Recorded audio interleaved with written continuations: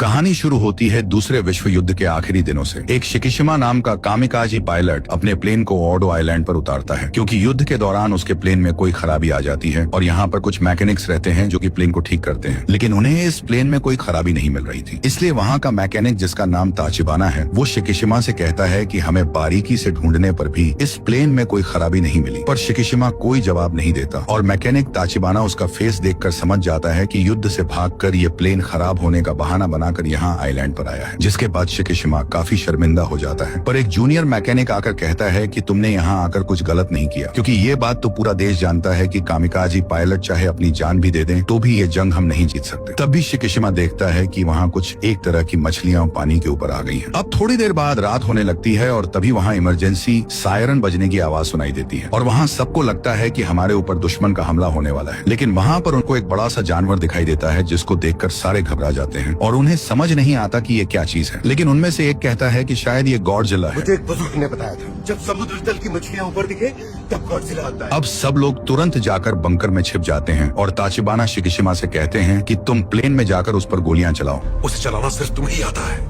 उस 20 mm gun से कोई जिंदा नहीं बच सकता। शिकिशिमा अब डरते हुए प्लेन में जाता है, लेकिन वो डर के मारे गोलियां नहीं चला पाता है। इधर वो गॉडजिला उस बंकर की तरफ आने लगता है, जिसे देखकर वो लोग उस पर फायर शुरू कर देते हैं, लेकिन उस पर गोलियों का कोई असर नहीं होता और वो वहाँ सबको कुचलने लगता है। इधर शिकिशिमा डर के मारे एक भी गोली नहीं चलाता है और प्लेन से उतरकर भागने लगता है, लेकिन तभी धमाके की वजह से वह बेहोश हो जाता है। सुबह जब वो होश में आता है तो वो देखता है कि सब लोग मारे जा चुके हैं और एक बंदा उनकी लाशें इकट्ठा कर रहा है। वो शिकिशिमा को देखते ही उस पर गुस्सा करने लगता है। कोई नहीं बचा, ये सब तेरी वजह से हुआ है।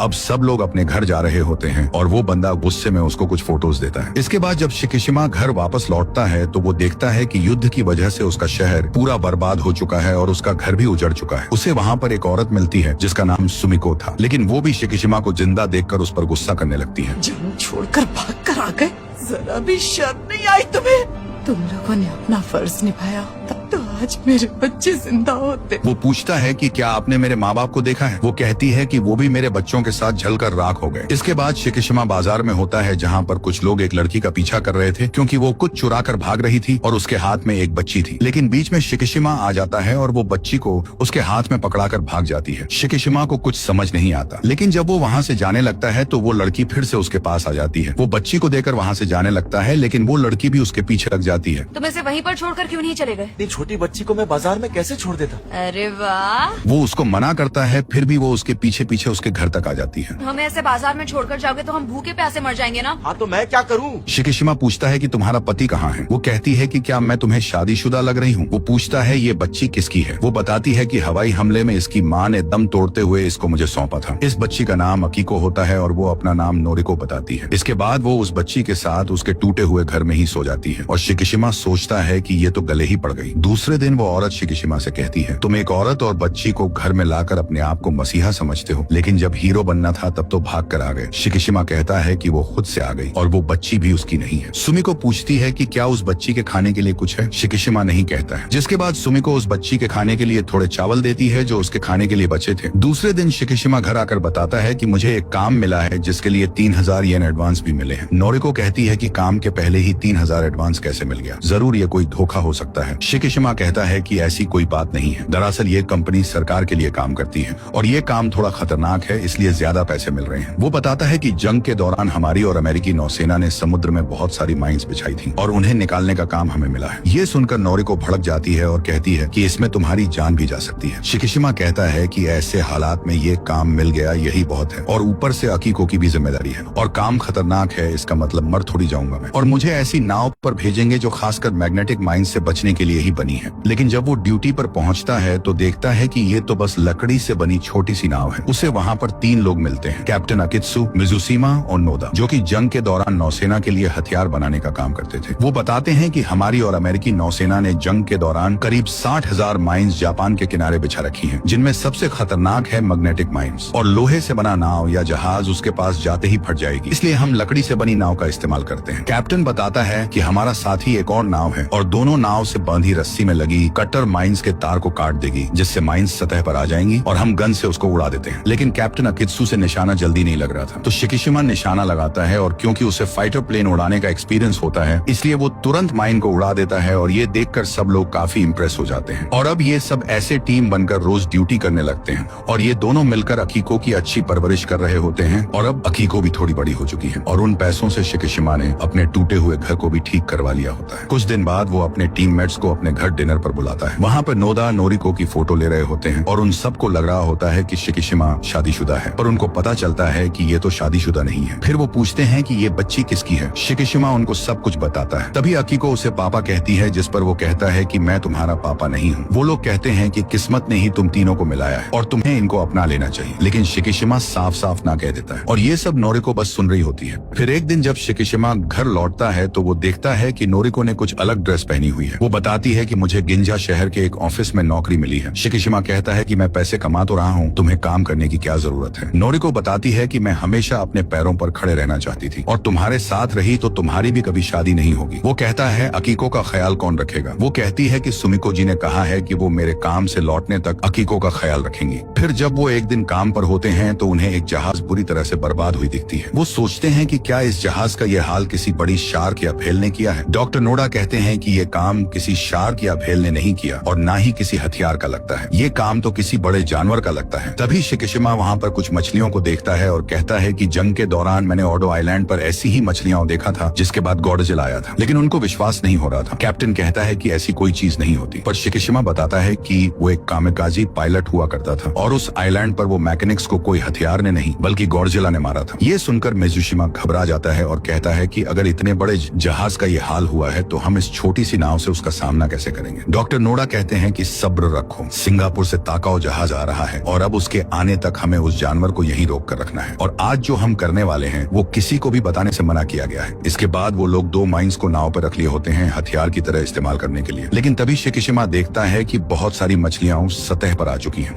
वो तुरंत सबको सावधान करने लगता है कि अब गॉडजिला आने वाला है और कैप्टन भी दूसरी नाव को कांटेक्ट करके उसको सावधान करता है, लेकिन तभी वो देखते हैं कि वो बड़ा सा जानवर उस नाव को कुछ ही सेकंड में बर्बाद कर देता है और अब इनकी तरफ बढ़ने लगता है। वो लोग तुरंत नाव को भगाने लगते हैं और साथ ही साथ एक माइन को पानी में उसके पास छोड़कर उसको ब्लास्ट करते हैं, लेकिन उससे गॉडजिला और भी आक्रामक हो जाता है, जिसके बाद शिकिशिमा उस पर गोलियां चलाता है, लेकिन उस पर कोई असर नहीं होता है। तभी डॉक्टर नोडा कहते हैं कि हम लोग उसके मुंह में माइन फोड़ते हैं, जिसके बाद वो दूसरी माइन को उसके मुंह तक पहुंचा तो देते हैं, लेकिन स्विच घुमाने पर वो नहीं फूटता है और वो देखते हैं तो उसकी वायर कटी हुई थी, लेकिन तभी शिकिशिमा गोलियों से उसके मुंह में पड़े माइन पर निशाना लगाता है और वो फूट भी जाती है, लेकिन वो लोग देखते हैं कि वो तुरंत ही पूरी तरह से रिवाइव हो चुका है और इस बार वो अपनी एटॉमिक ब्रीथ उन पर छोड़ने ही वाला होता है। तभी वहाँ पर वो लड़ाकू जहाज आ जाती है और उस पर तोपों से हमला करने लगती है, जिसके बाद गॉडजिला सीधा उस जहाज की तरफ बढ़ता है और उस पर तोड़फोड़ करने लगता है। वो लोग उस पर तोपों से हमला कर रहे थे जिससे वो पानी में गिर जा रहा था, लेकिन तुरंत ही वो उठकर तोड़फोड़ शुरू कर दे रहा था। इसके बाद वो पानी के अंदर से ही अपनी एटॉमिक ब्रीथ छोड़ता है और वो जहाज 1 सेकंड में खत्म हो जाती है और गॉडजिला वहाँ से चला जाता है। इसके बाद जब शिकिशिमा की नींद खुलती है तो वो देखता है कि वो एक हॉस्पिटल में है। वो पूछता है कि गॉडजिला का क्या हुआ। नोडा कहते हैं कि वो कहाँ गया उस बारे में कुछ पता नहीं चला। शिकिशिमा कहता है कि वो टोक्यो की तरफ जा रहा था, हमें जल्दी से शहर खाली करवाना होगा वरना बहुत जाने जाएंगी। नोडा उसको शांत कराते हुए कहते हैं कि सरकार ने ये बात अभी लोगों से नहीं बताई, उन्हें डर है कि लोग घबरा न जाएं और सरकार इसकी जिम्मेदारी लेने को तैयार नहीं क्योंकि अफरा तफरी मच जाएगी। इसके बाद रात को जब शिकिशिमा घर पर होता है तब नोरिको उससे पूछती है कि वहाँ हुआ क्या था, लेकिन शिकिशिमा नहीं बता रहा था, जिस पर नोरिको कहती है कि जब से तुमने सड़क से हमें आसरा दिया है तब से हम साथ में सब सहे हैं। मैंने अपने बारे में तुम्हें सब कुछ बताया लेकिन तुम कुछ नहीं बताते, आखिर कौन सा बोझ मन में लिए हुए हो। तब शिकिशिमा बताना शुरू करता है कि मैं फर्ज से भागने वाला एक कामिकाजी पायलट हूँ। उस ऑडो आइलैंड पर भी मैं किसी को उस गॉडजिला से नहीं बचा पाया। वो सब मेरे सपने में आते हैं और पूछते हैं कि हमें छोड़कर तू क्यों जिंदा बच गया। नोरिको उसे समझाती है कि जंग से बचने के बाद सबको जीने का हक है, लेकिन शिकिशिमा बस रोए जा रहा था। दूसरे दिन टोक्यो की नौसेना देखती है कि वो बड़ा सा जानवर फिर से आ चुका है और अब वो टोक्यो की तरफ बढ़ रहा है और वो लोग उसे रोक नहीं पा रहे थे। तभी पूरे शहर में अनाउंस किया जाता है कि एक विशाल जानवर गिंजा शहर की तरफ तेजी से आ रहा है, आप सभी किसी सुरक्षित जगह चले जाएं। इधर नोरिको मेट्रो में बैठी होती है, तभी गॉडजिला आतंक मचाते हुए वहाँ आ जाता है और मेट्रो के साथ तोड़फोड़ करने लगता है, जिससे नोरिको पानी में गिर जाती है। फिर वो पानी से निकलकर सड़क पर आई होती है, लेकिन उसके होश उड़े होते हैं। लेकिन तभी शिकिशिमा वहाँ आ जाता है नोरिको को बचाने के लिए। सब लोग सड़क पर भाग रहे होते हैं और गॉडजिला सबको कुचले जा रहा था और अब गॉडजिला एटॉमिक ब्रीथ के लिए रेडी हो जाता है और वो एक जोर से हमला करता है जिससे बहुत सारी बिल्डिंग्स तबाह होने लगी और वो एटॉमिक वेव अब इनकी तरफ तेजी से आ रही थी, लेकिन नोरिको शिकिशिमा को बचाने के चक्कर में खुद खत्म हो जाती है, जिसके बाद शिकिशिमा को बहुत गुस्सा आने लगता है। इसके बाद नोरिको की याद में सभी दुखी होते हैं और अकीको बस रोए जा रही थी। तभी डॉक्टर नोडा आकर शिकिशिमा से कहते हैं कि सरकार गॉडजिला पर काबू पाने के लिए एक खुफिया तरकीब आजमाना चाहती है हम जैसों की मदद से, लेकिन कामयाबी मिलेगी या नहीं ये कह नहीं सकते। इसके बाद वो लोग एक मीटिंग में जाते हैं जहां आर्मी कैप्टन ने सभी नेवी अफसरों को बुलाया था। वो कहते हैं कि हमारे पास ऐसा कोई हथियार नहीं है जो गॉडजिला को चोट पहुंचा सके और किसी और देश की सरकार भी हमारी मदद नहीं करेगी, इसलिए अब हमें ही इसका समाधान निकालना होगा। इसके बाद डॉक्टर केंजी डेमोन्स्ट्रेशन दिखाते हुए कहते हैं कि हम गॉडजिला के चारों तरफ सिलेंडर के जरिए फ्रेऑन गैस छोड़ेंगे, जिससे वो समुद्र के पानी से अलग हो जाएगा और वो पानी के अंदर डूब जाएगा, और इसके लिए हम उसे समुद्र के सबसे गहरे जगह सगामी ट्रेंच के पास बुलाएंगे, जिससे ज्यादा गहराई में जाने की वजह से वो पानी के दबाव से दबकर मर जाएगा। ये देखकर कैप्टन अकित्सु और मिजुशिमा को लगता है कि हमारे साथ काम करने वाला डॉक्टर तो बहुत पहुंची हुई चीज है और हमें पता ही नहीं था। तभी शिकिशिमा उनसे पूछता है कि क्या आपको यकीन है कि इस तकनीक से वो गॉडजिला मर जाएगा। वो कहते हैं कि यकीन तो नहीं है पर अंदाजा लगाया जा सकता है। लेकिन ये सुनकर शिकिशिमा गुस्से में वहाँ से जाने लगता है, पर वो उसे रुकवाकर कहते हैं कि पहले पूरी बात तो सुन लो। फिर वो बताते हैं कि मेरे पास प्लान बी भी है। वो सबको खिड़की से बाहर देखने को कहते हैं और बताते हैं कि अगर वो समुद्र के दबाव से नहीं मरा तो हम उसके बड़े बैलून के अंदर कार्बन डाइऑक्साइड गैस छोड़ेंगे, जिससे वो तुरंत फूल जाएंगे और गॉडजिला तेजी से ऊपर आने लगेगा और इस तेजी से घटते हुए दबाव को वह झेल नहीं पाएगा और वो मर जाएगा। इसके बाद कैप्टन कहते हैं कि अब इस देश के भविष्य की रक्षा हम सबको करनी होगी, क्या आप लोग साथ देंगे? लेकिन बहुत लोग तैयार नहीं होते इस खतरे से लड़ने के लिए और चले जाते हैं। वहीं बहुत लोग तैयार हो जाते हैं इस मुसीबत से लड़ने के लिए। हम नौसैनिकों से बेहतर जहाज को कोई चला सकता है? हमारे अलावा और कौन करेगा? फिर दोस्तों,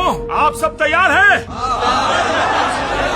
फिर वो लोग एक रेस्टोरेंट में होते हैं जहां पर अकित्सु पूछता है कि हम लोग गॉडजिला को बुलाएंगे कैसे, जिस पर नोडा कहते हैं कि हम लोग पानी के अंदर चलने वाले स्पीकर में गॉडजिला की आवाज को चलाएंगे, जो कि मैंने माइन निकालने के टाइम रिकॉर्ड किया था। उसे लगेगा कि कोई दूसरा गॉडजिला उसके इलाके में कब्जा करने की कोशिश कर रहा है और वो उस आवाज की तरफ आने लगेगा। तभी शिकिशिमा नोडा से कहता है कि क्या आप मुझे एक फाइटर प्लेन दिला सकते हैं जिससे मैं गॉडजिला का ध्यान खींचकर सगामी बे तक ला सकूं। अकित्सु कहता है कि तुम्हें मरने का शौक है क्या, या तुम नोरिको का बदला लेना चाहते हो? अगर तुम्हें इतनी ही उसकी फिक्र थी तो उससे शादी क्यों नहीं की? जिस पर वो कहता है कि आपको क्या लगता है मैं उससे शादी नहीं करना चाहता था। मैंने इसलिए नहीं किया क्योंकि अभी तक मेरी जंग खत्म नहीं हुई, लेकिन सभी फाइटर प्लेन को सरकार ने रद्द कर दिया था। फिर भी नोडा एक पुरानी प्लेन शिकिशिमा को दिखाते हैं, लेकिन वो उड़ने की हालत में नहीं थी और इसे ठीक करने के लिए एक बहुत बड़े मैकेनिक की जरूरत थी। तभी शिकिशिमा को मैकेनिक ताचिबाना की याद आती है, जिन्होंने ऑडो आइलैंड पर उसकी प्लेन को ठीक किया था। वो अब जल्दी से उनकी तलाश में लग जाता है और हर जगह से उनकी जानकारी लेता है और उनको ढूंढने की कोशिश करता है, लेकिन कहीं उनका पता नहीं चल पा रहा था। लेकिन वो कहता है कि ताचिबाना के अलावा ये कोई नहीं कर सकता। फिर उसके दिमाग में एक तरकीब सूझती है। वो ताचिबाना सर के बारे में उल्टी सीधी खबर फैलाने लगता है कि उस ऑडो आइलैंड पर सबकी मौत उनकी वजह से हुई थी, जिसके बाद मैकेनिक ताचिबाना खुद ही उसे ढूंढते हुए आ जाते हैं और उसे पीटने लगते हैं। तब वो उनसे माफी मांगता है और बताता है कि मैंने आपको ढूंढने के लिए ये झूठ फैलाया। इसके बाद वो उस प्लेन को ठीक करने की रिक्वेस्ट करता है और कहता है कि इस प्लेन को आप पूरी तरह से बारूद से भर दीजिए, जिससे ये प्लेन मैं उसके मुंह में ब्लास्ट कर सकूं। इसके बाद डॉक्टर नोडा पूरी टीम को बताते हैं कि जिस रफ्तार से गॉडजिला आगे की तरफ बढ़ रहा है वो कल सुबह 11 बजे तक टोक्यो पहुंच जाएगा, इसलिए हमें किसी भी हाल में कल सुबह 8 बजे तक अपने जहाजों के साथ तैयार रहना होगा। इस जंग को लड़ने के लिए मिजुशिमा भी जिद कर रहा था, लेकिन वो दोनों उसे मना कर देते हैं क्योंकि उसे जंग का कोई अनुभव नहीं था और उसकी एक हाथ भी फ्रैक्चर हो चुकी थी। लेकिन फिर वो बहुत जिद करता रहा। फिर जब शिकिशिमा घर पहुंचता है तो देखता है कि अकीको ने एक पेंटिंग बनाई है जिसमें शिकिशिमा, नोरिको और खुद होती है और वो माँ को याद करके रोने लगती है। दूसरे दिन ही शिकिशिमा ताचिबाना के पास पहुंच जाता है जहाँ पर उन्होंने प्लेन को ठीक कर दिया था और बताते हैं कि इस लीवर को खींचते ही बारूद से भरा ये प्लेन ब्लास्ट होने के लिए रेडी हो जाएगा। इधर सुमिको को एक एनवेलप में कुछ पैसे और एक खत मिलता है जिसमें शिकिशिमा ने अकीको का ख्याल रखने को कहा था। इसके बाद वो सभी लोग प्लान के मुताबिक तैयार होते हैं, लेकिन गॉडजिला सगामी ट्रेंच की ओर जाने के बजाय टोक्यो के इलाके में आ जाता है और तोड़फोड़ मचाने लगता है। लेकिन तभी शिकिशिमा भी अपनी उड़ान भर चुका था और वो बताता है कि मैं गॉडजिला का ध्यान खींचकर उसको सगामी की तरफ लेकर आता हूँ। कैप्टन कहते हैं कि अकीको के लिए जिंदा लौटना, वरना मैं तुम्हें माफ नहीं करूंगा, लेकिन वो कोई जवाब नहीं देता। तब तक वो उसका ध्यान खींचकर उसको सगामी की तरफ भी लेकर आ जाता है और अब बारी थी नौसेना की। वो लोग अब गॉडजिला को फ्रेऑन गैस से बांधने के लिए आगे बढ़ते हैं, लेकिन तभी वो अपना न्यूक्लियर ब्रीथ उनकी तरफ छोड़ता है, जिसको देखकर सारे लोग घबरा जाते हैं और वापस लौटने का फैसला करते हैं। लेकिन नोडा कहते हैं कि यही सही मौका है। वो एक बार हमला करने के बाद दूसरी बार करने में टाइम लेता है। इसके बाद वो लोग उसको चारों तरफ से फ्रेऑन गैस सिलेंडरों से बांध देते हैं और वो फिर से हमला करने ही वाला था, तभी गैस को रिलीज कर दिया जाता है और गॉडजिला तेजी से समुद्र की गहराई में गिरने लगता है और 1500 मीटर तक नीचे चला जाता है। लेकिन अभी तक वो मरा नहीं था, इसलिए डॉक्टर अब प्लान बी को एक्टिवेट करते हैं जिससे उन बैलून्स में गैस भर जाती है और गॉडजिला तेजी से ऊपर की ओर आने लगता है। लेकिन वो 800 मीटर तक पहुंचते ही रुक जाता है और वो देखते हैं कि सारे गुब्बारे बाहर आ चुके हैं और वो फिर से बच चुका है। तभी कैप्टन अब्जाजुम जहाजों की मदद से गॉडजिला को ऊपर खींचने का ऑर्डर देते हैं, लेकिन ये तरकीब भी काम नहीं करती और वो क्रेन भी टूट जाते हैं। लेकिन तभी मिज़ुशिमा बताता है कि वो जहाजों का एक ग्रुप बनाकर यहाँ तक पहुंच चुका है और अब वो सारे जहाज मिलकर गॉडजिला को ऊपर की तरफ खींच लाते हैं। लेकिन वो देखते हैं गॉडजिला को कुछ ज्यादा नुकसान नहीं हुआ है और अब वो एक बार फिर से न्यूक्लियर ब्रीच से हमले करने के लिए रेडी हो जाता है और ये देखकर सब लोगों को अपनी मौत दिखने लगती है। लेकिन इससे पहले कि वो हमला करता तभी शिकिशिमा आ जाता है और वो अपने प्लेन को उसके मुंह में क्रैश कर देता है और गॉडजिला का मुंह फट जाता है और उसकी न्यूक्लियर एनर्जी उसका शरीर चीरते हुए बाहर निकलने लगती है, जिससे वो वहीं ढह जाता है। तभी वो देखते हैं कि शिकिशिमा भी अपने प्लेन से इजेक्ट हो चुका है, क्योंकि प्लेन को रिपेयर करते समय ताचिबाना ने उसमें इजेक्शन सीट भी लगा दिया होता है। इसके बाद सब लोग शिकिशिमा को सैल्यूट करते हैं और जब वो वापस लौटता है तभी वहाँ पर सुमिको आ जाती है और उसे कुछ बताती है और वो तुरंत एक हॉस्पिटल में पहुंचता है और देखता है कि नोरिको एक बेड पर है। वो फूट फूट कर रोने लगता है। अब तो तुम्हारी जंग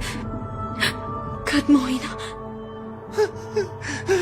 तो अगर आपको यह कहानी पसंद आई तो इस वीडियो को लाइक और चैनल को सब्सक्राइब जरूर